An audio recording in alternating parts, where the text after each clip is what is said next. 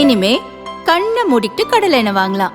ஏன்னா மந்த்ரா கடலை எண்ணெய் இதயத்தின் தயாரிப்பு. உங்கள் தொழிற்சாலை மற்றும் நிறுவனத்தின் மின்சார தேவையை வங்கி நிதி உதவியுடன் சொந்தமாக சோலார் பிளான்ட் அமைத்து முழுமையாக நீங்களே பூர்த்தி செய்து கொள்ளலாம். Velan infra project private limited, Chennai. 9842252166. Media உங்கள் கனவா? படிக்கும் அனைவருக்கும் internship, placement assistance. Pandey school of journalism short term கோர்ஸில் உடனே சேர 7338824242.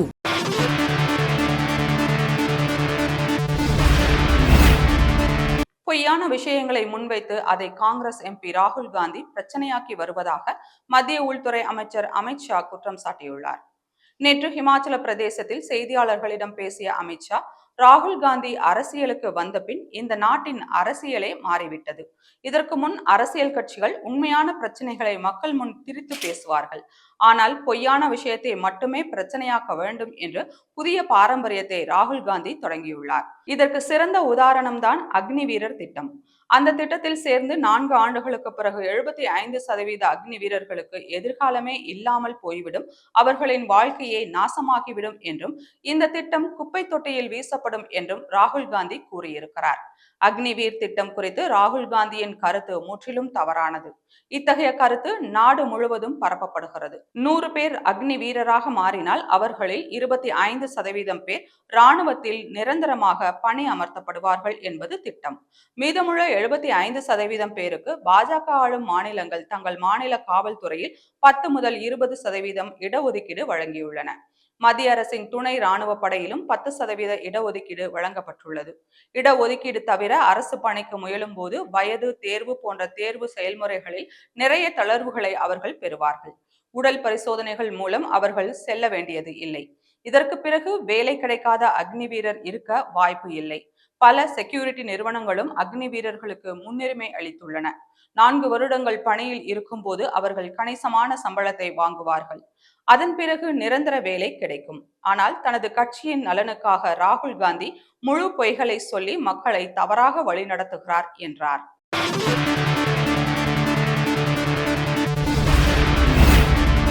டெல்லி குழந்தைகள் நல மருத்துவமனையில் ஏற்பட்ட தீ விபத்தில் 7 பச்சிளம் குழந்தைகள் உயிரிழந்த சம்பவம் சோகத்தை ஏற்படுத்தியுள்ளது. கிழக்கு டெல்லியின் விவேக் விஹார் பகுதியில் குழந்தைகள் மருத்துவமனை ஒன்று செயல்பட்டு வருகிறது. இந்த மருத்துவமனையில் சனிக்கிழமை இரவு சுமார் 11 மணிக்கு பயங்கர தீ விபத்து ஏற்பட்டது. விபத்து குறித்து தகவல் கிடைத்ததும் அங்கு வந்த தீயணைப்பு துறை வீரர்கள் தீயை அணைக்கும் பணியில் ஈடுபட்டனர். அவர்களின் பல மணி நேர போராட்டத்திற்கு பிறகு தீ கட்டுக்குள் கொண்டு வரப்பட்டது. மருத்துவமனையில் இருந்து 12 குழந்தைகள் மீட்கப்பட்ட நிலையில் 7 குழந்தைகள் உயிரிழந்தன. மீதமுள்ள குழந்தைகளுக்கு தீவிர சிகிச்சை வழங்கப்பட்டு வருகிறது. தீ விபத்துக்கான காரணம் குறித்து போலீசார் விசாரணை மேற்கொண்டு வருகின்றனர். குஜராத்தில் சனிக்கிழமை மாலை சிறுவர் விளையாட்டு திடலில் ஏற்பட்ட தீ விபத்தில் சிக்கி 12 குழந்தைகள் உட்பட 27 பேர் பலியான சம்பவம் பெரும் சோகத்தை ஏற்படுத்தியது.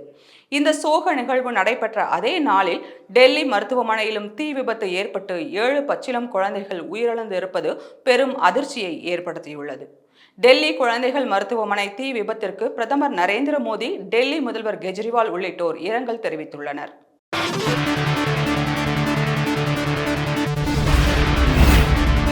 பாகிஸ்தான் முன்னாள் அமைச்சர் ஃபஃபத் ஹுசைனுக்கும் டெல்லி முதல்வர் அரவிந்த் கெஜ்ரிவாலுக்கும் வார்த்தை போர் நடந்து வருகிறது. நேற்று டெல்லியில் மக்களவைத் தேர்தலுக்கான வாக்குப்பதிவு நடந்தது. தான் பணவீக்கம் மற்றும் வேலையின்மைக்கு எதிராக வாக்களித்ததாக பதிவிட்டு வாக்களித்த பின் தன் குடும்பத்தினருடன் எடுத்துக்கொண்ட புகைப்படத்தை கெஜ்ரிவால் பதிவிட்டிருந்தார்.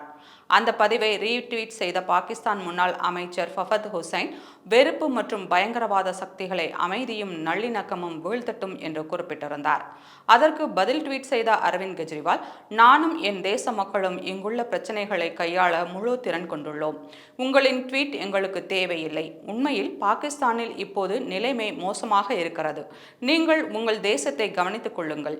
இங்கே நடைபெறும் தேர்தல் எங்கள் உள்நாட்டு நிகழ்வு. அதில் பயங்கரவாதத்தின் மிகப்பெரிய ஆதரவாளர்களான பாகிஸ்தானில் இருந்து எவ்வித தலையீடு வருவதையும் இந்தியா பொறுக்காது என்று பதிலடி கொடுத்தார்.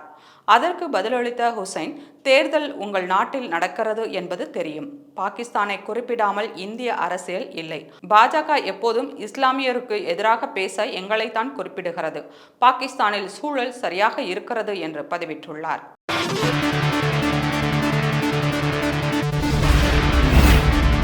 பங்களாதேஷ் நாட்டைச் சேர்ந்த எம்பி கொலை வழக்கில் அமெரிக்காவில் உள்ள அவரது நண்பர் ஆள் வைத்து கொலை செய்தது தெரிய வந்துள்ளது. சிகிச்சைக்காக பங்களாதேஷில் இருந்து கடந்த மே 12ஆம் தேதி இந்தியா வந்த எம்பி அன்வருல் அசீம் அனார் திடீரென மாயமானார். சில நாட்களுக்கு பின் அவரது உடலின் சில பாகங்கள் கொல்கத்தாவின் நியூ டவுன் பகுதியில் உள்ள ஒரு அடுக்குமாடி குடியிருப்பில் கண்டெடுக்கப்பட்டது. போலீசார் நடத்திய விசாரணையில் எம்பி அன்வருல் கொலை செய்யப்பட்டது தெரிய வந்தது. இந்த கொலை வழக்கு தொடர்பாக மேற்கு வங்க மாநிலம் பங்கார் பகுதியில் 24 வயதான ஜிஹாத் ஹவ்லாதார் என்ற பங்களாதேஷ் நாட்டைச் சேர்ந்த நபரை சிஐடி போலீசார் கைது செய்தனர். அவரிடம் நடத்திய விசாரணையில் கசாப்பு கடைக்காரரான அவர் எம்பி அன்வருலை கொலை செய்ததற்காக 2 மாதங்களுக்கு முன்பே சட்டவிரோதமாக இந்தியா வந்து தங்கியிருந்ததாக கூறினார். மேலும் எம்பி அன்வருலின் அமெரிக்க நண்பரான அத்தரோஸ் சமான் என்பவர் சொன்னதால் கொல்கத்தா வந்ததாகவும் தானும் வங்கதேசத்தைச் சேர்ந்த 4 பேரும் ஒன்றாக இணைந்து அன்வருலை கொலை செய்ததாகவும் இதற்காக தங்களுக்கு அந்தரோஸ் சமான் ரூபாய் 5 கோடி கொடுத்ததாகவும் பெண் ஆசை காட்டி எம்பி அன்வருலை அழைத்து வந்து கொலை செய்ததாகவும் விசாரணையில் கசாப்பு கடைக்காரரான ஜிஹாத் ஹவ்லதார் தெரிவித்துள்ளார். இது தொடர்பாக வங்கதேசத்தைச் சேர்ந்த மேலும் 3 பேர் கைது செய்யப்பட்டனர்.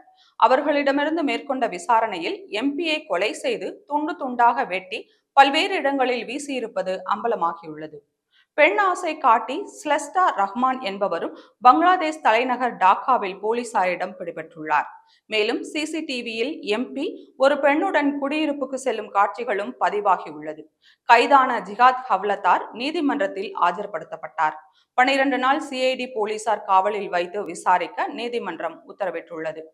வெட்டி வீசப்பட்ட பங்களாதேஷ் எம்பி அன்வருலின் உடல் பாகங்களை தேடும் பணியில் போலீசார் ஈடுபட்டுள்ளனர்.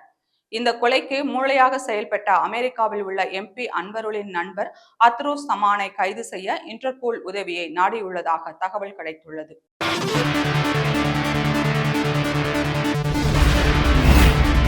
தேனி மாவட்டத்தில் சிறுவர்களுக்கு கஞ்சா விற்ற 2 பெண்கள் உட்பட ஒரே குடும்பத்தைச் சேர்ந்த 3 பேர் கைது செய்யப்பட்டனர். தேனி மாவட்டம் கண்டமனூரில் கஞ்சா விற்பனை அதிக அளவில் நடந்து வருகிறது. பெரும்பாலும் 18 வயது பூர்த்தி அடையாத சிறுவர்களுக்கு விற்பனை செய்யப்படுவதாக பரவலாக குற்றச்சாட்டு உள்ளது. இதையடுத்து கண்டமனூர் போலீசார் டாஸ்மாக் பகுதியில் தீவிர ரோந்து பணியில் ஈடுபட்டனர். அப்போது டாஸ்மாக் கடை அருகே சந்தேகப்படும்படி நின்றிருந்த 70 வயதான ரத்தினம்மாள் என்பவரை பிடித்து அவர் கையில் வைத்திருந்த துணிப்பையை சோதனை செய்தனர். சோதனையில் பையில் 50 கிராம் எடையுள்ள கஞ்சா பொட்டலம் இருப்பதை போலீசார் கண்டுபிடித்தனர். இதையடுத்து அவரை கைது செய்து கண்டமனூர் காவல் நிலையத்தில் வைத்து விசாரணை மேற்கொண்டனர். விசாரணையில் அவரது மகன் பழனிசாமி மற்றும் மருமகள் முருகேஸ்வரி ஆகியோர் வாங்கி கொடுத்த கஞ்சாவை தினமும் சிறுவர்களுக்கு விற்பனை செய்து வருவதாக ரத்தினம்மாள் வாக்குமூலம் கொடுத்தார். இதையடுத்து பழனிசாமி, முருகேஸ்வரி ஆகிய இருவரையும் போலீசார் கைது செய்தனர்.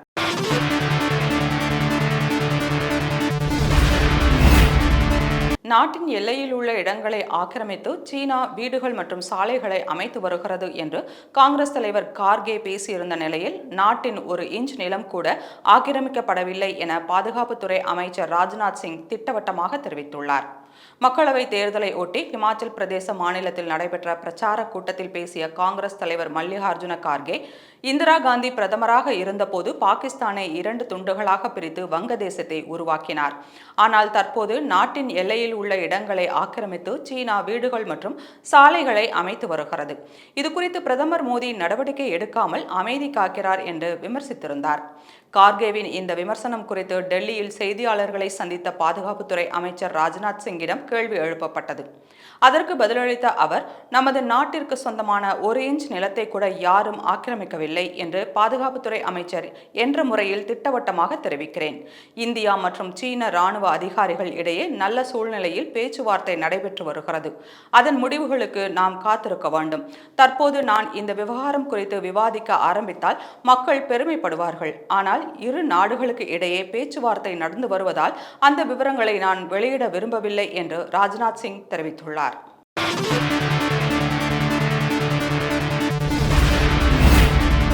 இந்திய வரலாற்றில் இதுவரை இல்லாத அளவில் பெரும்பான்மை பெற்று பிரதமர் நரேந்திர மோடி ஆட்சி அமைப்பார் என்று அமெரிக்காவின் இந்தியா ஃபர்ஸ்ட் குரூப் நிறுவனத்தின் CEO ரான் சோமஸ் நம்பிக்கை தெரிவித்துள்ளார். நியூயார்க்கில் செயல்பட்டு வரும் இந்திய துணை தூதரகம் ஏற்பாடு செய்த நிகழ்ச்சியில் ரான் சோமஸ் கலந்து கொண்டார்.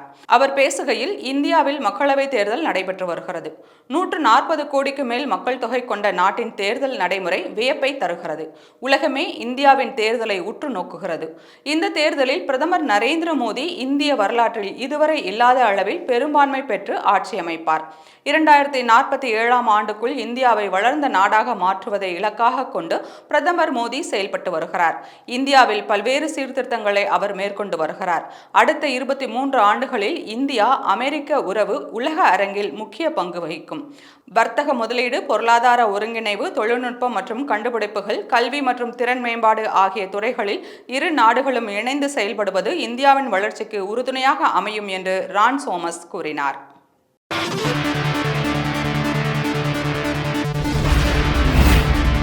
திமுக ஆட்சிக்கு வரும்போதெல்லாம் தமிழக மின்சார வாரியமும் எரிசக்தி துறையும் சீரழிவதாக அதிமுக பொதுச் செயலாளர் எடப்பாடி பழனிசாமி குற்றம் சாட்டியுள்ளார். அவர் வெளியிட்டுள்ள அறிக்கையில், திமுக அரசின் மின் வாரியம் வீட்டின் உரிமையாளர் பெயரில் ஒரு மின் இணைப்பு மட்டுமே அனுமதிக்க உள்ளதாகவும் அதற்கான ஆய்வுப் பணிகள் தற்போது நடைபெற்று வருவதாகவும் செய்திகள் தெரிவிக்கின்றன. அதேபோல மின்சாரத்துறையில் ஆட்கள் பற்றாக்குறையால் மின் கட்டணம் செலுத்த இயலாதவர்களிடம் நேரில் சென்று மின் கட்டணம் கட்ட கடைசி நாள் என்ற எச்சரிக்கையை யாரும் தெரிவிப்பதில்லை என்றும், டிஸ்கவுண்ட் சார்ஜஸ் மற்றும் ரீகனெக்ட் சார்ஜஸ்களை பல மடங்கு உயர்த்திவிட்டதாகவும் செய்திகளில் தெரிய வருகிறது. திமுக ஆட்சிக்கு வரும்போதெல்லாம் தமிழக மின்சார வாரியமும் எரிசக்தி துறையும் குரங்கு கையில் கிடைத்த பூ மாலையாக மாறி சிக்கி சீரழிவது வாடிக்கையாகிவிட்டது. தனியாரிடமிருந்து மின் கொள்முதல், மின் மாற்றிகள் மற்றும் மின் உபகரணங்கள் கொள்முதல், நிலக்கரி கொள்முதல் என்று எல்லா வகைகளிலும் கொள்ளையடிப்பதற்காகவே செயற்கையான மின் தட்டுப்பாட்டை ஏற்படுத்துவது அரசின் அடிப்படை கொள்கையாக இருக்கிறது. இதனால் மக்கள் அன்றாடம் இருளில் தவிக்கும் சூழல் ஏற்படுகிறது. எனவே 100 யூனிட் விலையில்லா மின்சாரம் அனைத்து மக்களுக்கும், குறிப்பாக ஏழை எளிய மற்றும் நடுத்தர வாடகைதாரர்களுக்கும் தொடர்ந்து கிடைக்க வேண்டும். மின் இணைப்பு துண்டிப்பை சம்பந்தப்பட்ட மின் நுகர்வோர்களுக்கு ஓரிரு நாட்களுக்கு முன்னதாகவே தெரிவித்து அவர்கள் மின் கட்டணத்தை செலுத்த அறிவுறுத்த வேண்டும் என்று தமிழக அரசை வலியுறுத்தியுள்ளார்.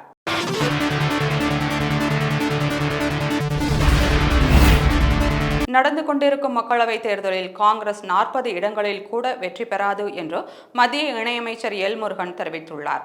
திருச்சியில் இன்று செய்தியாளர்களை சந்தித்த அவர், பாராளுமன்ற தேர்தலில் இதுவரை நடந்து முடிந்த தொகுதிகளில் 310 தொகுதிகளில் பாஜக வெற்றி பெறுவதற்கான சாதகமான நிலை உள்ளது. இதைத் தொடர்ந்து அடுத்தடுத்த கட்டங்களில் நடைபெறவுள்ள தேர்தல்களிலும் சேர்த்து மொத்தம் 400 தொகுதிகளுக்கு மேல் வெற்றி பெற்று ஒரு வரலாற்று சாதனையை பாரதிய ஜனதா செய்யவிருக்கிறது. தமிழ்நாட்டில் மிகப்பெரிய ஒரு திருப்பம் நடைபெற உள்ளது. யாரும் இதுவரை எதிர்பாராத வண்ணம் அரசியல் புரட்சி இந்த தேர்தலில் நடைபெறும். தமிழ்நாட்டில் ஒரு மிகப்பெரிய வெற்றியை தேசிய ஜனநாயக கூட்டணிக்கு நாங்கள் சமர்ப்பிப்போம். தமிழக முதலமைச்சர் மத்தியில் இந்தி கூட்டணிதான் ஆட்சி அமைக்கப் போகிறது என்று கூறி வருகிறார். இது அவர்களுடைய பகல் கனவாகவே இருக்கப் போகிறது. காங்கிரஸ் 40 இடங்களில் கூட வெற்றி பெறாது. திமுக மிகப்பெரிய தோல்வியை சந்திக்கப் போகிறது என்றார்.